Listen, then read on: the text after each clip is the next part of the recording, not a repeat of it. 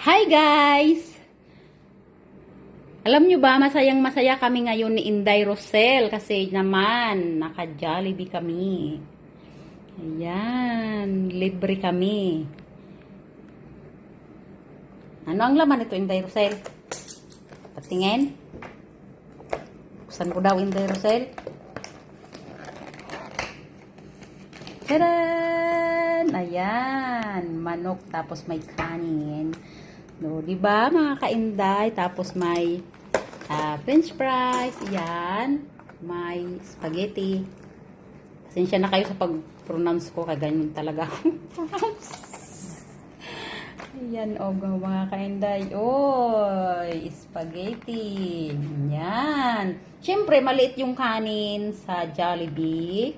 Kaya merong extra doon. Ayan, o di ba?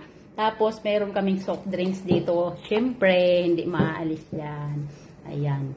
So, makakakain naman ang inday nyo. Masayang masaya ang tiyan namin ito. Ayan. Kain po tayo, mga kainday.